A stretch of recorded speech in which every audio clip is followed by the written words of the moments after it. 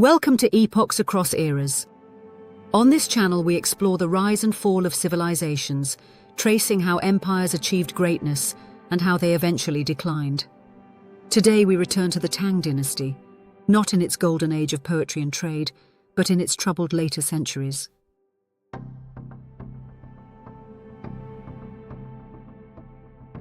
After the devastating Unravel rebellion, the Tang Dynasty never fully recovered. Power shifted from emperors to eunuchs and military governors, while political corruption and social unrest fractured the empire. By the 9th century, the Tang stood as a shadow of its former self. Join us as we uncover the forces that drove the Tang Dynasty into decline.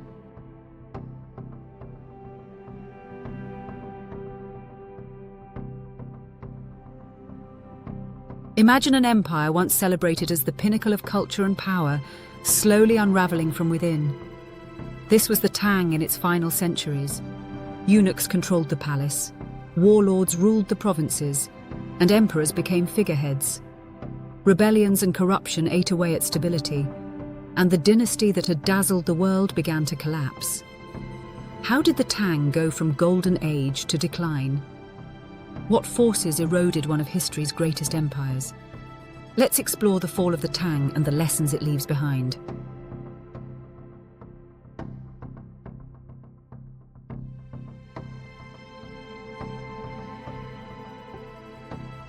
In the aftermath of the Unravel rebellion, emperors struggled to reassert control. Into this power vacuum stepped palace eunuchs. Originally servants, eunuchs gained access to the emperor and became trusted advisors. Over time, they controlled the imperial guards, giving them decisive influence in court politics.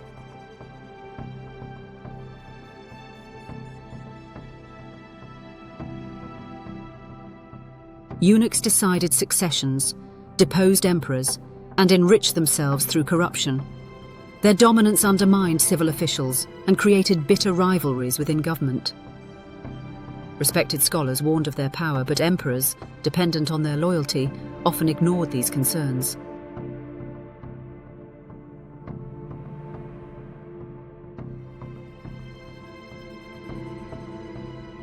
The most infamous moment came in 903 CE, when eunuchs clashed with warlords. They attempted to maintain control, but their reputation for manipulation had already poisoned the dynasty. While not the sole cause of Tang decline, eunuchs symbolized the corruption and imbalance of the late Tang court.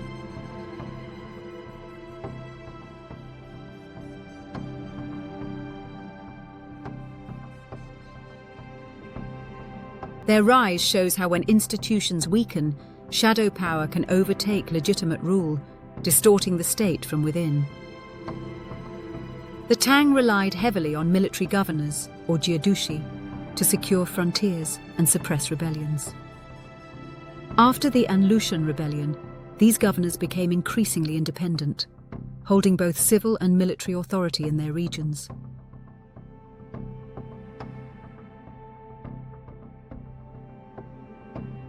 By the 9th century, many jiadushi acted as warlords, collecting their own taxes, raising private armies, and passing power to their heirs. The central government, weakened by eunuch influence and financial decline, could not control them.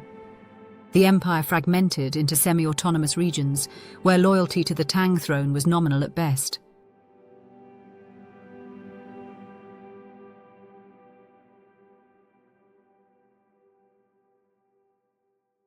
Some warlords maintained stability in their territories, but others fought each other or defied imperial orders.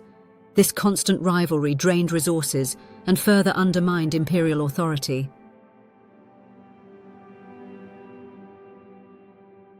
The once unified Tang Empire became a patchwork of competing powers.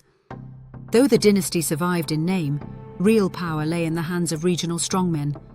This decentralization marked the beginning of the end for Tang rule.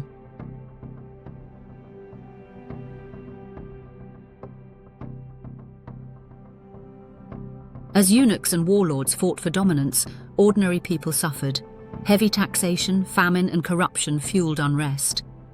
The most famous uprising was the Huangchao Rebellion of 874 to 884 CE. Led by a salt merchant turned rebel, it mobilized peasants, bandits, and disaffected soldiers. The rebellion swept across the empire, capturing Chang'an and Luoyang. Though eventually suppressed, it devastated the heartland, destroying cities and crippling the economy. Millions died and the dynasty's legitimacy crumbled.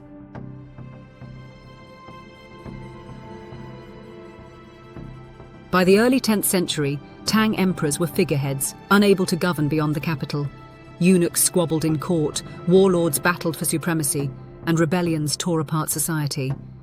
In 907 CE, Zhu Wen, a former rebel general turned warlord, forced the last Tang emperor to abdicate, ending the dynasty.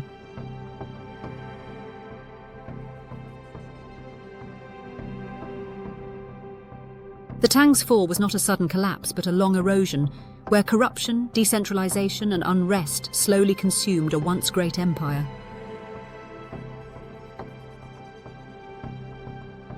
The decline of the Tang dynasty reveals how even the greatest empires can be undone from within. Eunuchs gained unchecked influence, warlords fractured unity, and rebellions revealed the suffering of common people. The dynasty that once dazzled the world with poetry and trade ended in chaos and disunity.